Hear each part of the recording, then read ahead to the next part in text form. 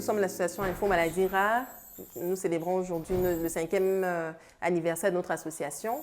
Et dans ce cadre, nous faisons découvrir aussi aux patients qui nous ont fait confiance notre centre inclusif qui regorge de tous les spécialistes censés s'occuper de personnes en situation de handicap. Donc là, par exemple, vous avez mon collègue qui est médecin généraliste, Dr BD. Dans les box à l'intérieur, il y a un dentiste aussi qui se mobilise et en fonction des besoins, le médecin généraliste réfère au spécialiste qui peut prendre en charge le patient.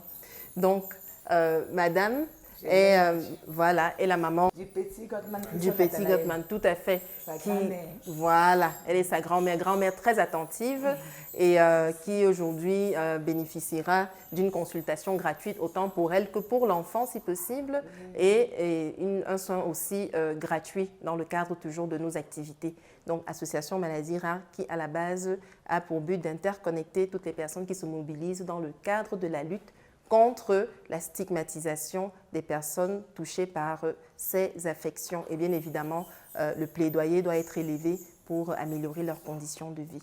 Donc voilà, nous sommes le 16 octobre et nous espérons que cette journée restera ancrée dans les annales et marquera un grand coup pour l'évolution des mentalités avec la conférence aussi que nous organisons dans ce sens-là à la sous-préfecture des Foulanes, Yaoundé 3e, qui est la commune dans laquelle notre association, le siège, se situe.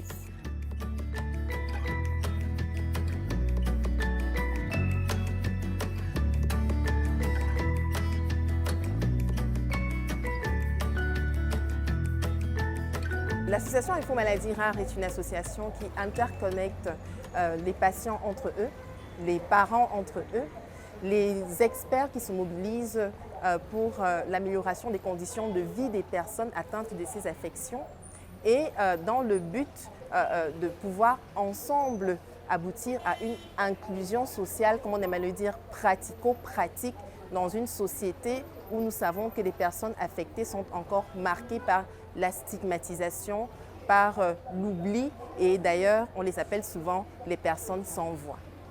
L'objectif de la rencontre dite des partenaires, comme nous l'avons dénommé, était de pouvoir mettre ensemble tous les acteurs qui meublent au quotidien ou qui devraient élever un peu mieux le plaidoyer des personnes atteintes de ces affections souvent rares, orphelines, pour mieux communiquer entre parents et surtout État et impliquer les personnes premièrement touchées qui sont les membres des familles dans le changement de mentalité et surtout dans la prise des décisions devant conduire à une inclusion pratique de ces derniers dans une société qui a besoin de tout le monde et où tout le monde a sa place. Au sujet des maladies rares psychiques, il s'agit de celles qui sont souvent aussi dites invisibles. On a la schizophrénie, par exemple, qui est une maladie psychique, même si pas forcément rare. On a les troubles autistiques qui, quand ils sont associés à plusieurs autres troubles, peuvent se mêler à un trouble rare, tel que la trisomie 21, qu'on a de cesse de citer, vu que c'est la maladie rare la plus représentée dans notre contexte camerounais, avec 9 naissances sur 10 000. Ça, c'est au sujet des maladies psychiques, donc souvent invisibles, de manière clinique, donc quand on regarde quelqu'un, mais de par son comportement, on se rend bien compte qu'il y a des manquements et ces manquements qui peuvent aussi être associés à un déficit intellectuel. Monsieur le représentant du ministre de la Santé publique, Monsieur le représentant du ministre de la fonction publique et de la réforme administrative, Monsieur le représentant du ministre des Finances, l'association Fondation Maladies Rares est une association qui œuvre justement pour le bien des personnes qui sont atteintes des maladies que, pour certains, pensent que c'est des faits irréels. Pour des superstitieux, ils pensent que ces maladies relèvent ou alors émanent de la sorcellerie. Pourtant non. Scientifiquement, ces maladies peuvent s'expliquer. Dans nos familles, Certains vont jusqu'à abandonner leurs enfants parce que atteints d'une maladie qu'on ne peut pas expliquer à notre niveau. Et de ce fait, nous voulons témoigner notre reconnaissance et notre gratitude à l'endroit de Madame la Présidente de l'association Maladies Rares, Info Maladies Rares, qui a pris en elle l'initiative d'organiser cette rencontre au bénéfice des populations ou des malades de notre arrondissement. Madame la Présidente, nous vous disons merci au nom de Monsieur le sous-préfet. Et nous ferons tout pour transmettre votre initiative auprès des pouvoirs publics que nous représentons à notre niveau. On a constaté dans nos familles qu'on parle de sorcellerie. Beaucoup plus sont enfermés. On va te dire non, ce n'est pas un enfant normal. Il faut aller le mettre près de vous. Il va repartir là où, comme il est venu, et tout et tout. Et j'aimerais attirer aussi votre attention sur le fait qu'ils ont une journée mondiale qui sera célébrée le 26 octobre. Ceci, on l'a su il y a de cela, voici la 3e édition. Donc, je ne saurais terminer tout en espérant qu'au moins, même si on n'a pas eu à inviter le MINAT, le MINSanté est au courant, ils ont reçu un carton d'invitation, également le ministère des Affaires sociales. Inviter personnellement, que ce soit le MINFI, le ministère des fonctions publiques, oui, d'assister et voir un peu, parce que tout en expliquant, vous ne pouvez pas comprendre réellement ce qui se passe, mais il faut être sur le terrain pour essayer de voir comment ça se passe.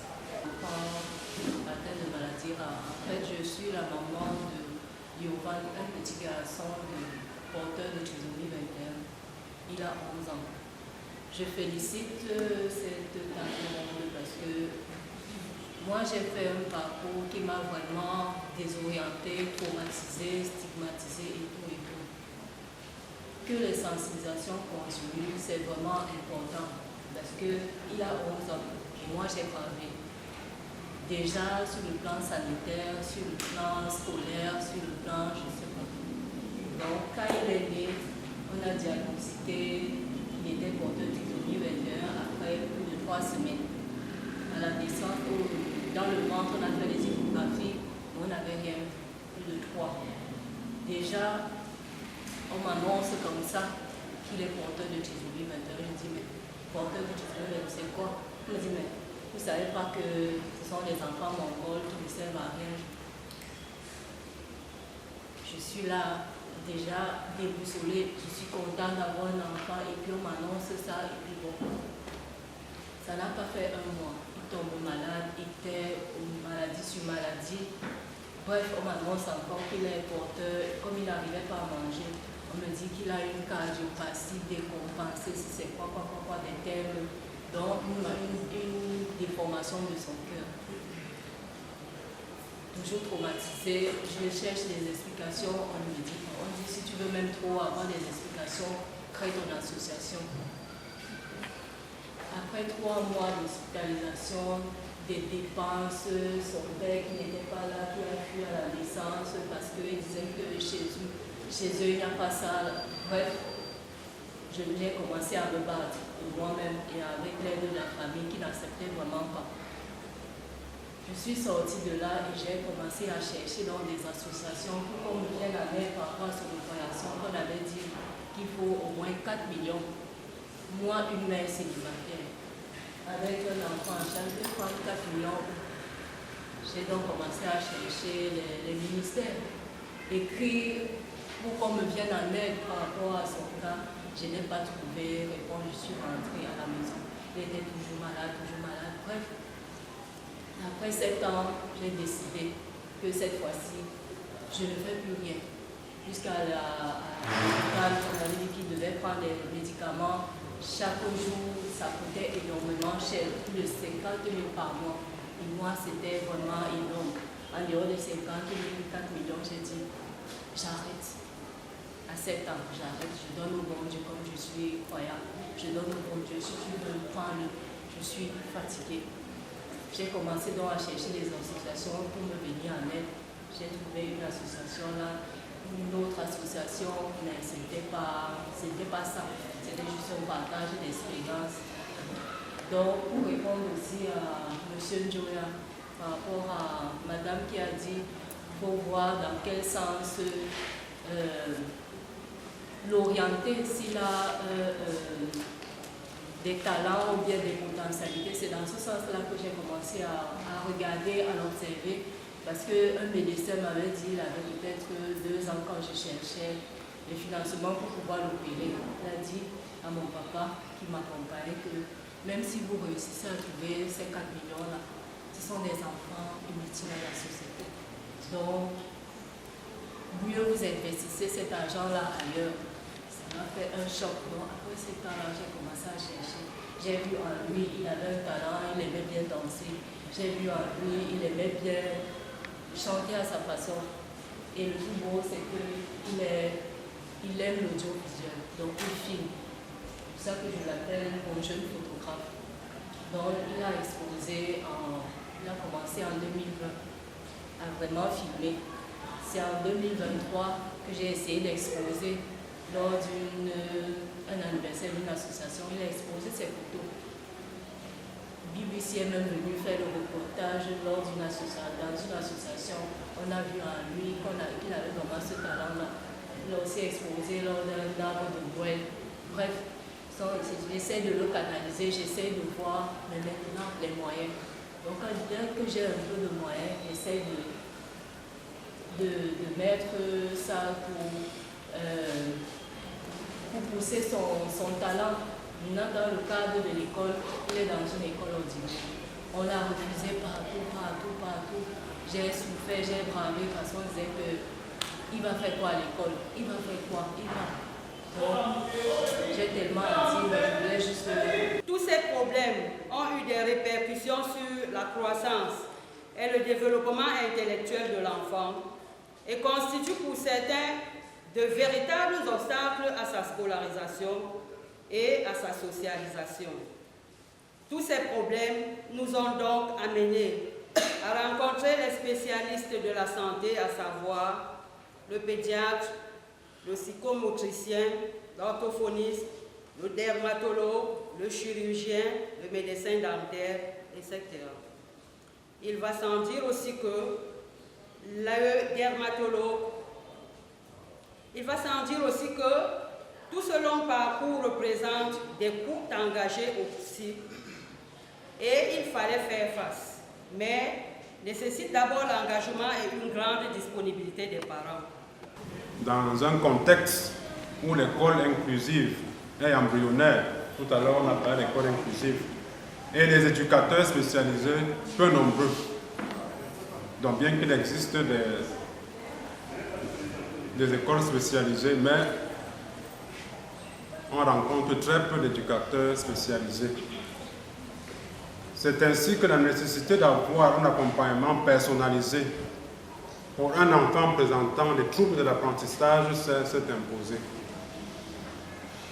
Donc, étant donc scolarisé comme tous les autres enfants, il s'est avéré nécessaire pour elle d'avoir un répétiteur présent en salle de classe pendant les enseignements et qui le suit également à domicile. Donc, le répétiteur spécialisé joue un double rôle. La présence en salle de classe, on a suivi le témoignage d'un parent qui a fait part des difficultés d'acceptation dans l'établissement pour suivre son enfant dans la salle de classe. Pour ce faire, le répétiteur spécialisé a débuté la formation en psychologie de l'enfant. Donc les thématiques évoquées dans le cadre de la formation du répétiteur d'enfants atteint de trisomie 21 portent entre autres sur une bonne connaissance des bases biologiques du comportement humain, assorties des problèmes génétiques et chromosomiques pouvant influencer le développement de l'enfant. Donc il faut comprendre que le comportement que nous pouvons observer de l'extérieur a des bases biologiques. Nous avons également les problèmes de retard mental qui ont été évoqués ici, les troubles d'apprentissage, le déficit d'attention qui en découle. L'école donne aussi des questions en tant que milieu social, l'apprentissage scolaire, la prise en charge éducative. Donc voilà quelques thématiques que nous avons jusqu'ici abordées dans le cadre de la formation psychologique du répétiteur spécialisé pour enfants en situation de handicap. Quand on parle de l'éducation inclusive, ça veut dire qu'il faudra que tous ces enfants soient dans la même classe. Mais aussi ça dépend du degré de déficience de l'enfant. Parce qu'il y a dans certaines écoles, il y a des cours préparatoires. 2 ans, on prépare l'enfant. On prépare parce que, comme vous le savez, il y a beaucoup de types de handicap. Ça peut être un malentendant, un non-non. On le prépare d'abord avant de l'insérer dans la classe, dans la salle de classe, pour qu'il puisse continuer avec les autres.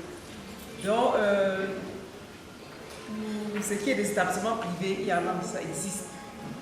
Et puis, bon, quand je parlais tout à l'heure de la création d'une section spécialisée, ça ne veut pas dire qu'avant, il y avait les éducations spécialisées qui existaient, qui encadraient les enfants, mais c'était plus les organisations de la société civile qui le faisaient en partenariat avec l'appui des organisations internationales. Donc, mais cette fois-ci, l'État, avec la création, veut effectivement s'y mettre pour créer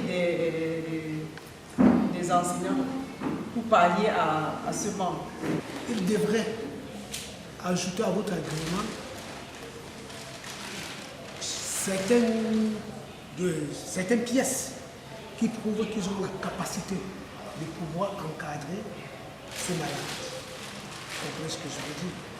Je vais aller un peu terre à terre.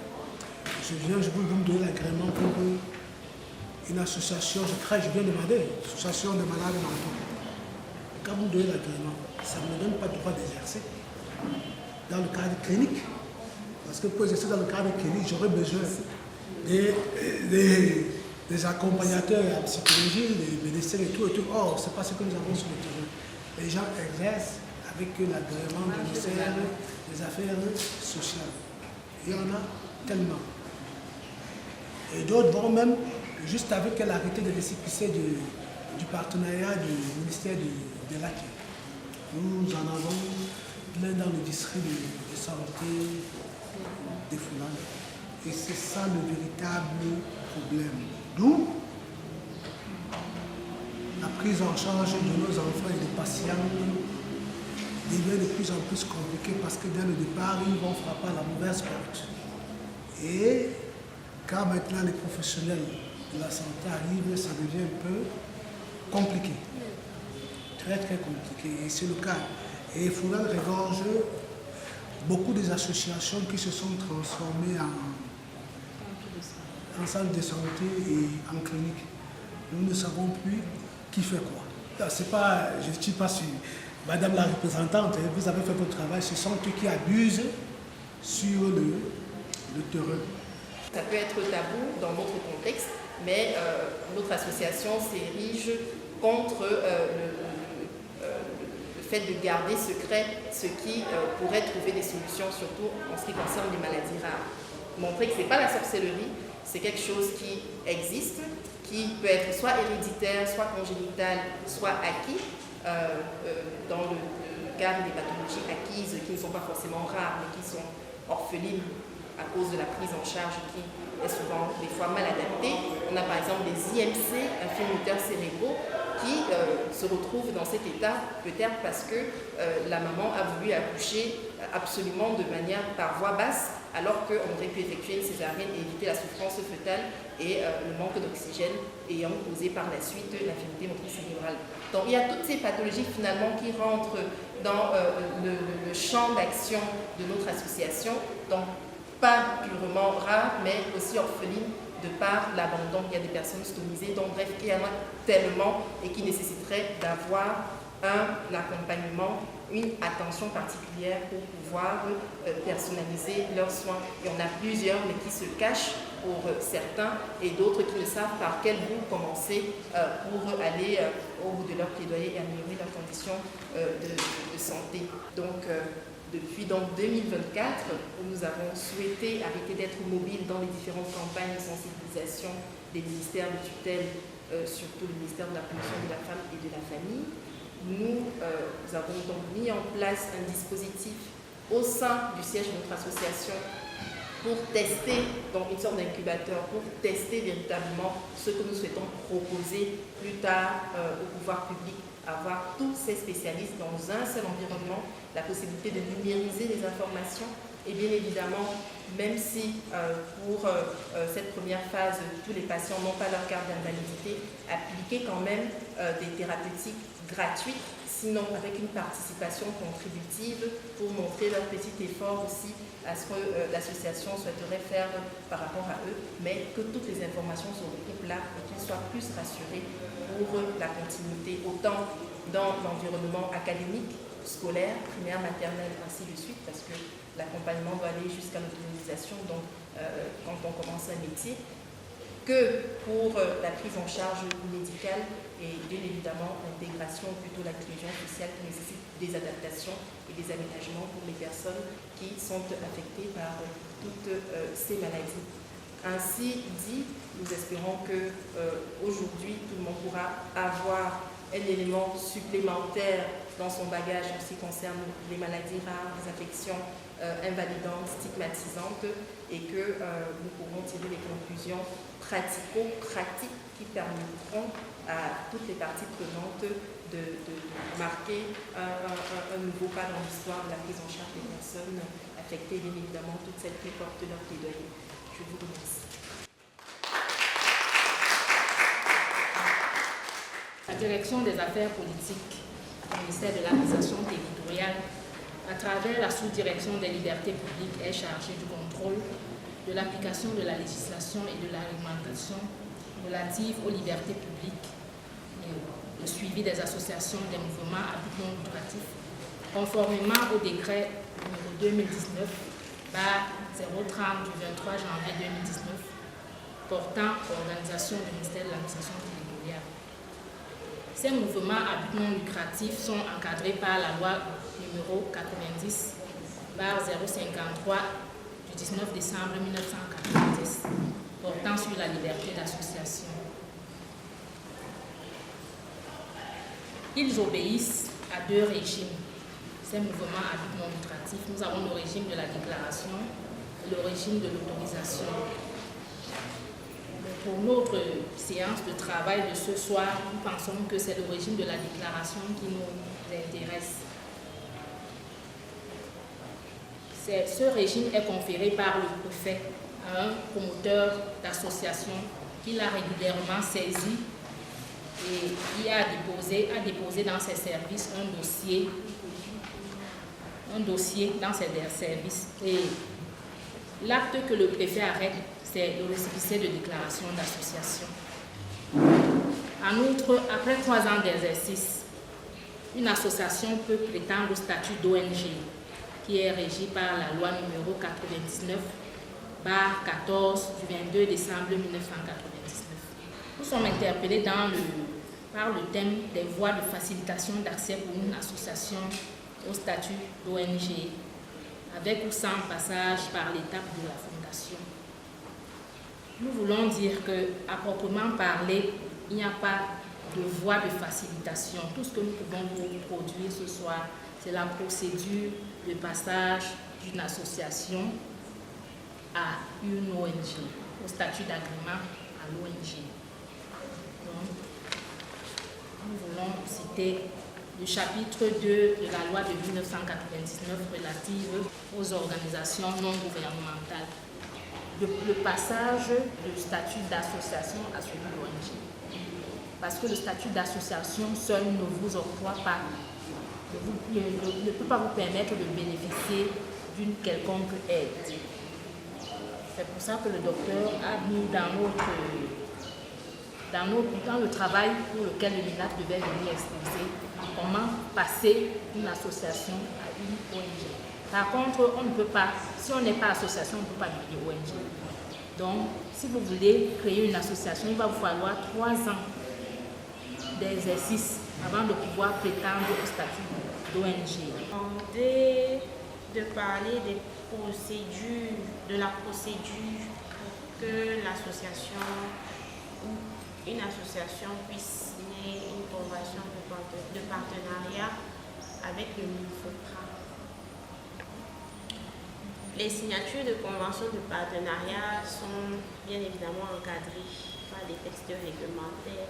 Il y a la loi numéro 2006/2012 du 29 décembre 2006 fixant le régime général des contrats de partenariat. Il y a également la loi numéro 2008/009 du 16 juillet 2008 fixant le régime fiscal, financier et comptable applicable aux contrats de partenariat. Bon, en ce qui me concerne, je vais parler de manière plus pratique. Qu'est-ce qu'il faut faire? Qu'est-ce que Info Maladie Rare peut faire pour avoir un partenariat avec le MINFOPRA?